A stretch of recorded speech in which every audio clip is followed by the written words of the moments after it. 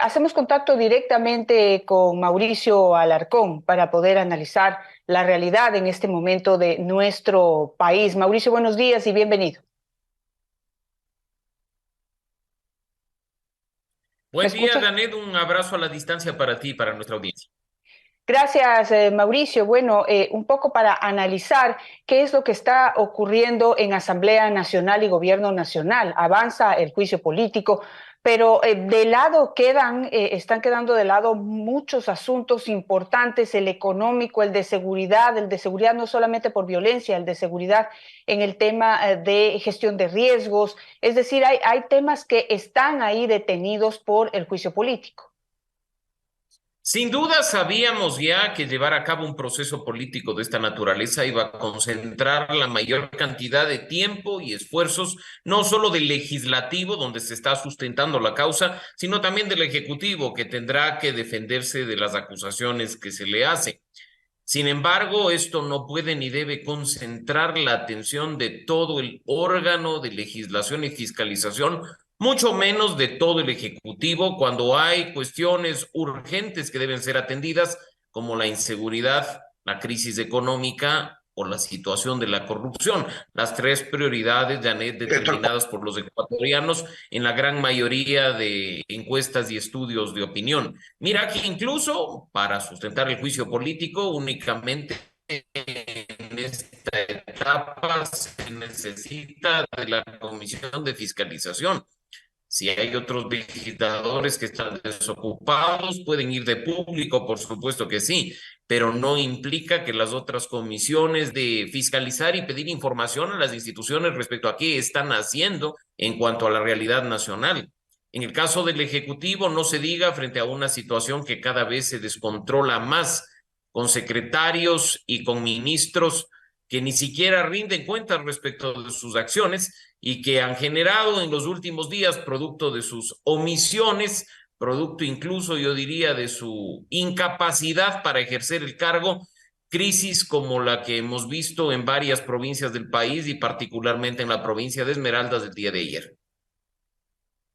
Hola Mauri, buenos días. Priscila Romero te saluda. Que tengas un excelente miércoles. Mauri, yo creo que hay algo que a la gente le inquieta mucho y es saber qué puede pasar después de este juicio político. ¿Se va a mejorar la institucionalidad? Viene tal vez el vicepresidente, él prácticamente ha jurado lealtad al presidente Guillermo Lasso, pero ¿qué va a pasar con Ecuador? ¿Es la solución que el presidente salga por juicio político? Partamos, Priscila, buen día, de que los problemas no dependen de una sola persona, ni la inseguridad, ni la falta de empleo, ni la corrupción, giran en torno a una sola persona, entiendas, el presidente de la República. Hoy está Guillermo Lasso, mañana puede estar Alfredo Guerrero, en 2025 puede estar cualquier otra persona. ¿Eso cambia en algo una coyuntura tan crítica como la que tenemos? Definitivamente no. Pero claro, frente a un proceso político como el que se está llevando a cabo en nuestro país, lo principal es respetar la Constitución, respetar las leyes y hacer que al menos la débil institucionalidad que tenemos activa y resistiendo funcione. Entiéndase, si el juicio político tiene éxito en el Pleno de la Asamblea Nacional y como tú sabes, se consiguen al menos esos 92 votos, la cifra mágica que tiene que ver con este asunto. Guillermo Lasso deberá irse a su casa y el vicepresidente asumirá la presidencia. No nos olvidemos también que si es que efectivamente se respeta, insisto, la constitución y la institucionalidad, es poco probable, Priscila, que haya un vacío de poder permanente y definitivo de los dos mandatarios, entiéndase de Lasso y de Borrero, en este caso produciendo una sucesión poco habitual, que sería la de que el presidente de la Asamblea asume el mando. Porque incluso si Borrero quiere renunciar una vez que automáticamente suceda Guillermo Lasso tras su censura y destitución, esta renuncia debe ser conocida y aceptada por la Asamblea. Si no recordemos lo que sucedió en el caso más reciente, que fue la renuncia del ex vicepresidente Otto Sonnenholz. Sí, Mauri, y justamente eso es lo que nos preocupa, o sea, qué es lo que va a pasar en el futuro, porque mientras se están dando estas disputas dentro de la Asamblea Nacional, mientras se están disputando el poder prácticamente de quién queda y quién se va, no se está pensando en qué va a pasar mañana. Nadie está planteando, por ejemplo, de la oposición, que la alternativa va a ser que el señor Borrero se posesione como presidente de la República, se elija a un nuevo vicepresidente que no sabemos si va a ser del mismo grupo de Guillermo Lasso o llegarán a un acuerdo con la oposición para que haya un vicepresidente de la oposición pues sea un gobierno de transición, sea un gobierno de conciliación. ¿Qué viene después? No podemos dejar de pensar en qué viene después porque si no nos van a caer con la gran sorpresa de que no pensaron en qué viene después y pues estamos expuestos a que la situación diaria de las personas se deteriore. No sé en ese sentido qué podemos exigir, qué se viene, cómo podemos prever y prepararnos para lo que se viene. Creo, Janet, que no se trata de esperar a un cambio de gobierno o que opere la censura y destitución de Guillermo Lasso para como ciudadanos empezar a exigir que el gobierno actúe, que las autoridades efectivamente gobiernen, que ese plan de gobierno, valga la redundancia, que se registró al momento de inscribir candidaturas y que se moduló, amplió y mejoró durante la segunda vuelta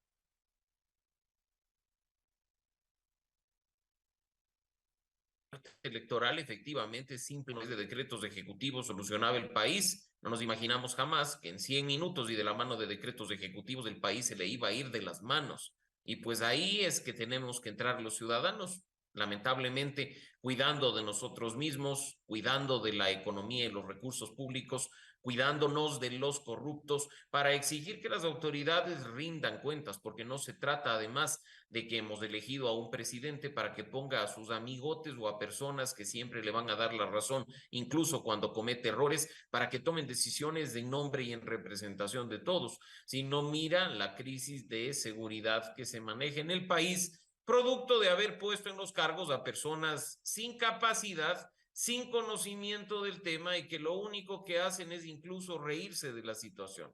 Eso es algo que hay que ponerle fin y depende de nosotros.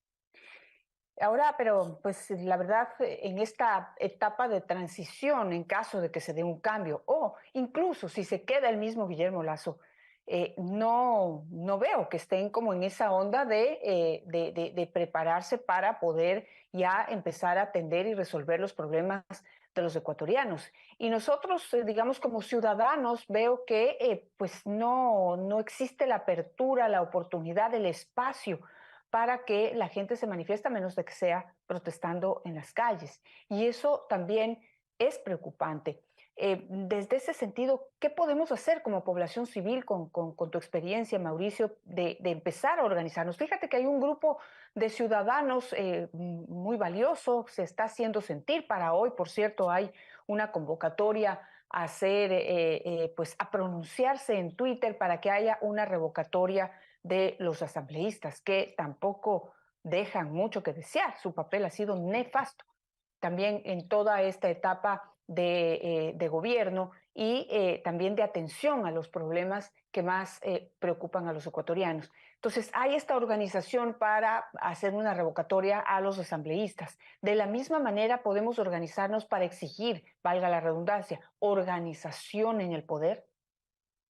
Por supuesto que sí, Janet, y recordemos que con todos sus bemoles y cuestiones negativas, la Constitución de 2008 nos trajo una consagración de derechos de participación, poniendo al ciudadano como protagonista de varios procesos de toma de decisiones.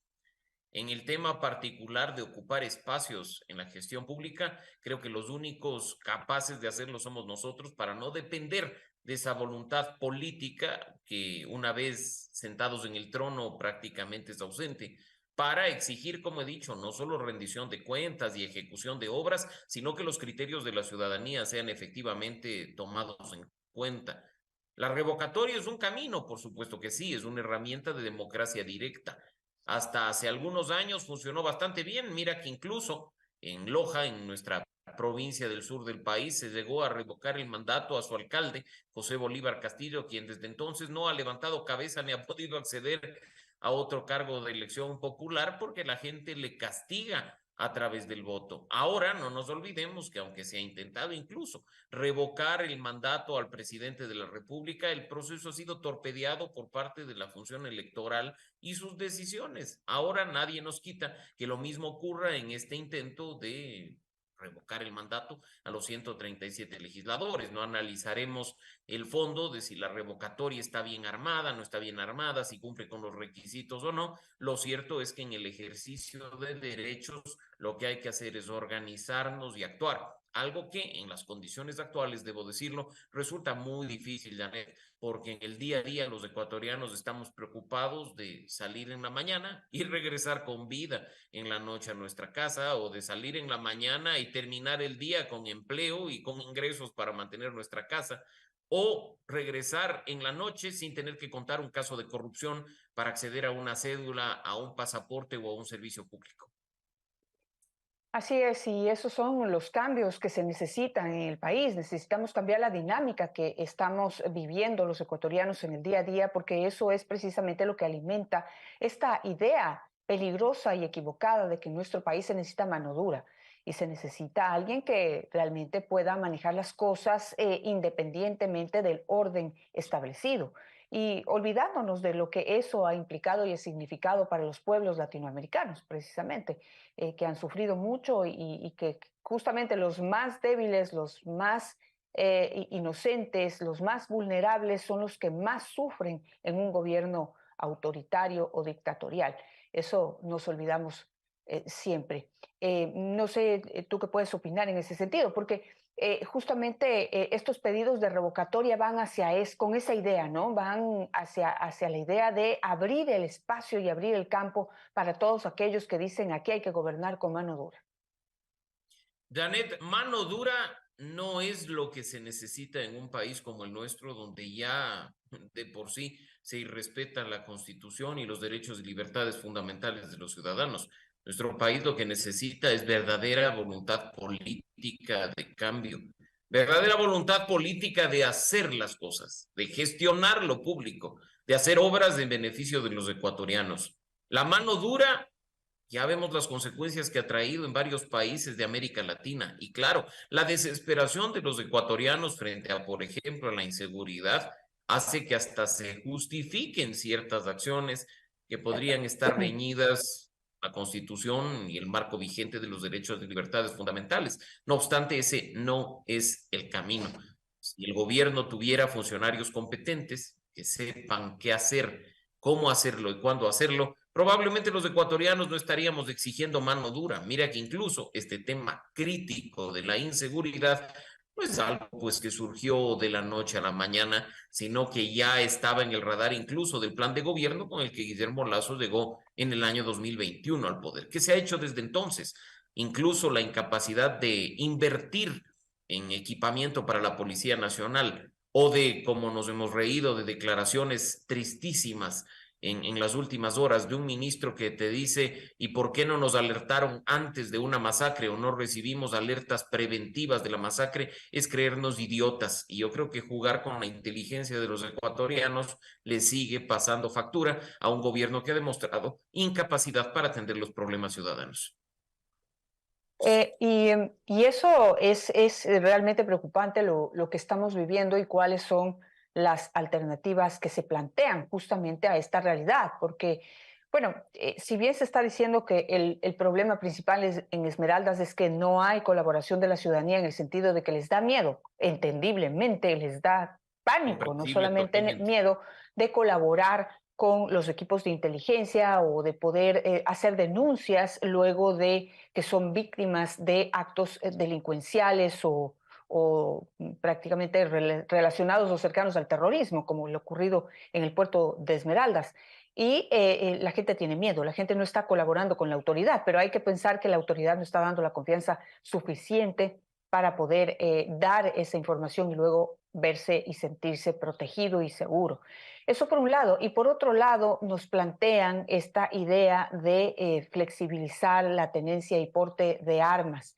de tu experiencia y tu conocimiento trabajando con la ciudadanía, ¿es esa una solución a este problema? Sobre el primer punto, Danet, ¿cómo confiar en una policía y en unas fuerzas del orden que están invadidas por la corrupción y por el crimen organizado? ¿Cómo un ciudadano va a denunciar algo a la Policía Nacional si probablemente es la misma policía la que alerta a los criminales para que tomen retaliaciones? El primer gran paso es dejar de creer que la Policía Nacional es una institución intocable y entrar a depurarla a profundidad. Sabemos que hay malos elementos y que no todo se soluciona sacando a los narcogenerales, cuando en todos los niveles jerárquicos hay problemas que están identificados, pero que demandan voluntad política de cambio, algo que hasta el momento no existe. Sobre el segundo tema, Janet, por supuesto, que quizá desde mi línea ideológica podría estar a favor del porte y tenencia de armas regulado y controlado, por supuesto, pero en un país como el nuestro, en el que campea la corrupción y en el que incluso a personas con el 100% de su capacidad física se le vendían o hasta se le regalaban carnets de discapacidad, ¿qué nos quita que el día de mañana le regalen o le vendan carnets de cordura para que acceda a un arma? O que en lugar del curso, porque es muy cansado y no tengo tiempo, se le venda el certificado. Y así, cualquier persona, sin necesidad de cumplir con los controles y los procedimientos, pueda acceder a un arma y pueda traer consecuencias que en muchos lugares del mundo han demostrado ser nefastas. En un gobierno como el nuestro, además, una medida como esta no puede ni debe ser tratada, debe formar parte de un plan integral de seguridad. Parecería ser que lo que se intentó, y de manera equivocada, es lanzar una cortina de humo o un globo de ensayo para ver si resultaba en las condiciones coyunturales. Por último, Mauricio, en tu conocimiento de la parte jurídica también, pues si bien en este momento pues tenemos un gobierno al que hay muchas cosas que cuestionarle, funcionarios que dejan mucho que desear, que decepcionan en su actuación, en sus decisiones, en sus reacciones, pero también pues tenemos como ecuatorianos que exigir y que estar pendientes de que la Asamblea Nacional, una entidad que también está desprestigiada, cuyos miembros tampoco nos gusta, también reacciona de manera equivocada, también se ríen de la realidad, porque esa es la realidad en la que vivimos, que estamos a punto de vivir un juicio político en donde posiblemente destituyan al presidente de la República, pero quien va a tomar esa decisión es la institución más desprestigiada y de menor confianza en nuestro país. Esa es nuestra triste realidad en este momento. Y yo quisiera hacer un análisis del tema jurídico y político, toda vez que en este momento pues tenemos que exigir que si van a hacer un juicio político y si van a destituir al presidente de la República, tiene que ser cumpliendo con lo que dice la Constitución. No porque están decepcionados, porque la gente está enojada, porque la gente reacciona o critica o apoya esas críticas al gobierno, se puede pensar en que pueden hacer lo que les da la gana con la figura del juicio político, que tiene que ser absoluta y totalmente respetada. Y en ese sentido tenemos en este momento que hay un contrato con la empresa Amazon Tankers y hay un exgerente que dijo que cuestionó ese contrato, advirtió al presidente de la República para que sea cancelado ese contrato y en vez de eso fue despedido por la EMCO. Y por otro lado tenemos otro gerente que dice él está mintiendo. Lo que sucedió fue que la Contraloría hizo recomendaciones, el gobierno aplicó esas recomendaciones y no solamente que se corrigió el problema, sino que se empezaron a tener utilidades. Así que peculado no hay, dicen. De su conocimiento, ¿cómo va a ser esta disputa? ¿Cómo debería resolverse esta contradicción en las versiones? Parto, Danet, de lo que tú hablabas, de la triste realidad que vivimos hoy con nuestros órganos de representación, y debo decir que nosotros somos responsables de ella, porque son nuestros votos los que pusieron a esos 137 legisladores en la Asamblea Nacional, y más bien que esto ya no sea para darnos golpes de pecho, sino para tomar decisiones de cara a un próximo proceso electoral, que incluso podría ser intermedio y extraordinario si se disuelve la Asamblea, o en todo caso ya anticipado y seguro en el año 2025, para elegir bien, para elegir a los mejores, para informarnos de la hoja de vida, de la trayectoria, de la capacidad o de la incapacidad de quienes quieren llegar a la Asamblea Nacional. Y conecto esto con el segundo punto, para no toparnos con cuestiones como la que hemos visto, en la que todos los legisladores que han participado hasta el momento, al menos en la Comisión de Fiscalización, sin excepción alguna, han llevado esto de manera irresponsable y por fuera de lo que dice la Constitución y la ley. Resulta, Janet, vergonzoso espectáculos como los que vimos hace 2 noches en la Asamblea Nacional. Y no me refiero a esas burlas de si me ve, no me ve porque soy negro o no soy negro, sino a la forma en la que el proceso se ha tratado de llevar de lado y lado, más allá de lo que dice el dictamen, más allá de lo que dice la ley orgánica de la función legislativa. ¿De dónde sale esto de singularizar la prueba? ¿De dónde sale esto de darse por notificado? ¿De dónde sale esto de yo sabré cómo manejo el proceso? Si nuestro país está en los problemas que está en este momento, no solo en la Asamblea Nacional, sino en varias instituciones, es por la enorme subjetividad con la que actúan las autoridades, que creen que ellos son la Constitución y la ley. Ni siquiera han sido claros en evidenciar sus intereses. Dejemos por fuera lo que significa un juicio político al presidente de la República y veamos, Janet, y hay que decirlo, independientemente de simpatías o antipatías, la enorme irresponsabilidad que es que un proceso de esta naturaleza esté siendo conducido por una persona que incluso se está haciendo campaña presidencial a través de sus redes sociales, pidiendo a la gente que opine quién será su binomio, si será la señora o la otra señora, quién será mejor, o que tiene hasta un hashtag con su apellido y con el cargo de la presidencia. Que esa persona incluso le esté diciendo a Guillermo Lasso, vea, disuelva la asamblea porque quiero ser rápido candidato a la presidencia de la República. O que incluso, aunque cierto grupo de legisladores diga que hasta hablarán de la ineptitud y de la ineficiencia del gobierno, quieran hacer tabla rasa de las pruebas que incluso podrían jugar a su favor. Ese tipo de proceso era el que ya veíamos venir. Y en este caso, termino con lo que tú decías, la Asamblea no puede ni debe determinar la existencia del cometimiento de un delito como peculado, porque no nos olvidemos que eso le corresponde a la justicia. Si el juicio político es exitoso y se censura y destituye a Guillermo Lasso, el resultado del proceso y su expediente tienen que ir a parar en manos de la Fiscalía. Pero este es un trámite meramente político donde, por desgracia, cuentan principalmente los votos.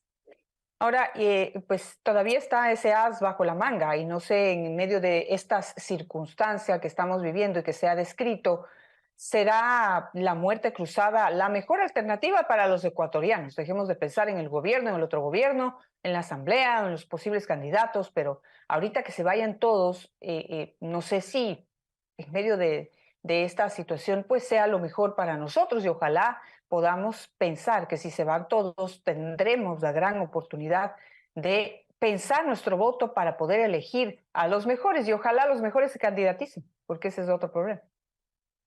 Y ojalá podamos empezar de alguna forma después del que se vayan todos, porque lo que haríamos en una eventual conocida muerte cruzada es deshacernos, Janet, del presidente y de la Asamblea Nacional, pero seguiremos teniendo una justicia corrupta y otras instituciones que no funcionan al margen o dentro del margen de la Constitución y de la ley. Así es que el problema puede perpetuarse con estos gérmenes que no son combatidos de manera eficiente. Si se van todos o si queremos que se vayan todos, pues deberíamos empezar idealmente de cero, no con procesos constituyentes manipulados en beneficio de un actor político, no con procesos electorales manipulados en beneficio de un interés particular. Ese proceso que idealmente se debería llevar a cabo es una utopía y creo que pues al menos, como tú bien dices, frente a una eventual disolución de la Asamblea nos queda el camino de elegir bien un presidente o presidenta y 137 legisladores para que atiendan prioritariamente en función de sus capacidades las necesidades de los ecuatorianos. Simplemente para concluir es que en nuestra irónica realidad, justamente quienes hicieron el último cambio a la Constitución, en donde pusieron las nuevas reglas para poder destituir a un presidente de la República, ahora quiere hacer nuevos cambios para hacer otra Constitución de otros 300 años que no le duraron ni uno, ¿no? Eso es lo que tenemos que recordar y concientizarnos para dejar de darles espacio a estos políticos que lo único que hacen es satisfacer sus propias necesidades y querer adaptar la realidad a sus propios intereses y realidades. Pero recordemos que el que está proponiendo nuevos cambios a la Constitución fue el que puso las reglas que hoy están cuestionando para poder destituir al presidente de la República, y que haciendo una Constitución de 300 años, pues nos hundió en gran parte de los problemas que estamos inmiscuidos ahora. Pero gracias, Mauricio, te agradezco por esta entrevista y espero que tengas un excelente día. Gracias, Janet, a ti por la invitación. Siempre un gusto, a la orden, y un buen día para todos.